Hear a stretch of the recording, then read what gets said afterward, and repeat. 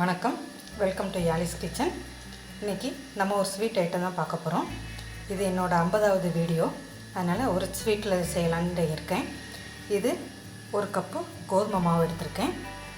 அதே கப்பில் ஒரு கப்பு ஜீனி எடுத்துருக்கிறேன். இதே கப்பில் 2 கப்பு தண்ணி. இதுதான் மெஷர்மெண்ட், வேறு எதுவுமே கிடையாது.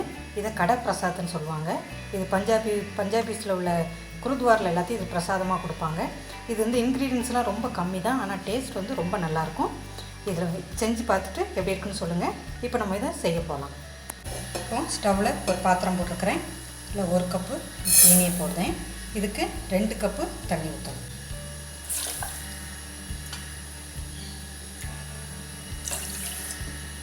இது ஜீனி கரைகிற வரைக்கும் கொதிக்க விட்டால் போதும். இப்போ இதை ஆன் பண்ணிக்கலாம்.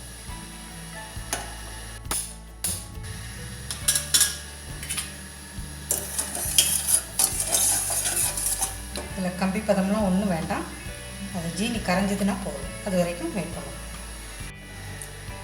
ஜீனி தனியாக அது குறைச்சிட்டு இருக்கட்டும். இப்போ இதில் ஒரு கடாய் போட்டிருக்கிறேன். இதே கப்பளவு, இதே கிண்ணளவுக்கு தான் வைக்கணும். நெய் எடுத்துருக்கிறேன்.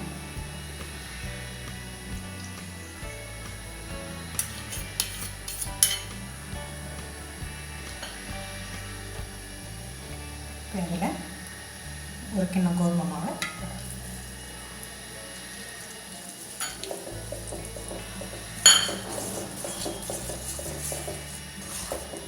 சிம்மில் வச்சுடுங்க.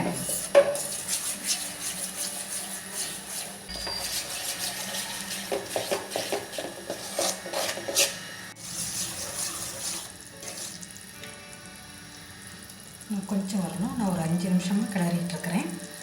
இதுலேருந்து இப்படியே லிக்யூட் பதத்துக்கு வந்தோடனே இந்த ஜீனி நம்ம இது பண்ணி வச்சுருக்கிறத ஊற்றணும். ஒரு 2 நிமிஷம்.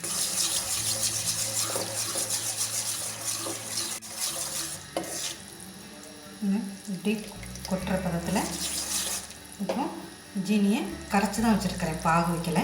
இப்போ இந்த தண்ணி ஊற்றிடலாம். 2 கிண்ணம் எடுத்துருக்கிறேன், அதை இதை ஊற்றிடலாம்.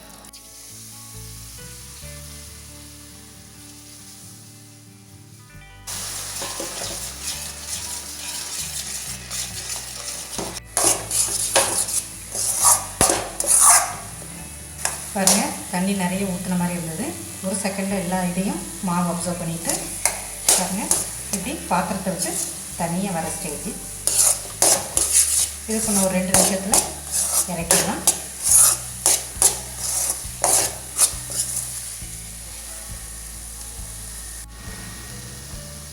பாருங்கள், பாத்திரத்தில் சுருண்டு வந்துடுச்சு.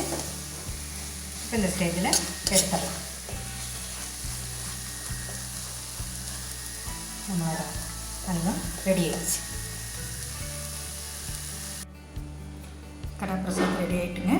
கோதுமை மாவு அல்வா தான், ரொம்ப சிம்பிள். ஒரு 15 நிமிஷத்துக்குள்ளே நம்ம செஞ்சு பார்த்துடலாம். பாருங்கள் எவ்வளோ சாஃப்டாக இருக்குது.